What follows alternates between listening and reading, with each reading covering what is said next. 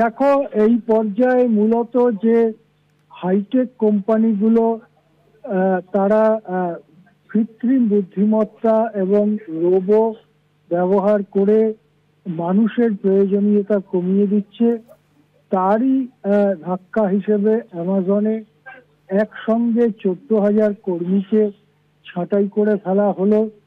ছাঁটাইয়ের সম্পর্কে নানা রকম গুজব, কল্পনা, কথাবার্তা কিছুদিন ধরেই চলছিল, কিন্তু নির্দিষ্টভাবে কোন কোন কর্মীকে ছাঁটাই করা হবে সেটা আলাদা করে জানানো হয়নি। সবাই আশঙ্কায় ছিলেন, কিন্তু শেষ পর্যন্ত যে পদ্ধতি অবলম্বন করলো অ্যামাজন, সেটাকে বলা যেতে পারে একেবারে অভিনব। সেই পদ্ধতি হচ্ছে যে কাক ভোরে একেবারে সকালবেলা, যখন সাধারণত মানুষেরা ঘুমিয়েই থাকেন বেশিরভাগ, সেই সময়তে তাদের একটা করে মেল পাঠানো হয় এবং সেই মেলে তাদেরকে বলা হয় যে আপনারা কোম্পানির মেলের দিকে নজর রাখুন। এর কয়েক মিনিট পরেই আবার দ্বিতীয় একটি ইমেল ঢোকে, যেই ইমেলে বলা হয় যে আপনাদের আর কাজে যোগ দেবার দরকার নেই।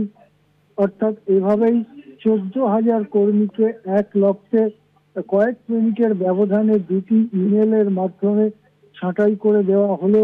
সাধারণত ছাঁটাই করবার ব্যাপারে বড় কর্পোরেট কোম্পানিগুলো যে পদ্ধতি অবলম্বন করে বা এতদিনের পরিচিত যেসব পদ্ধতি আছে, সমস্ত পদ্ধতিকে জলাঞ্জলি দিয়ে কয়েক মিনিটের মধ্যে শুধুমাত্র ইমেল পাঠিয়ে যেভাবে এই বিপুল সংখ্যক কর্মীকে ছাঁটাই করা হলো, তাতে কর্মীদের চাকরির স্থায়িত্ব, সুরক্ষা বা আইন অনুযায়ী যে প্রচলিত পদ্ধতি আছে, নোটিশ দেওয়া ইত্যাদি, সেই সমস্ত তোয়াক্কা করছে না। আর দৈত্যাকার বৃহৎ কর্পোরেট কোম্পানিগুলো এটা নিয়ে চারদিকে যেমন বিপুল বিস্ময় তৈরি হয়েছে, তেমনি তৈরি হয়েছে আশঙ্কা।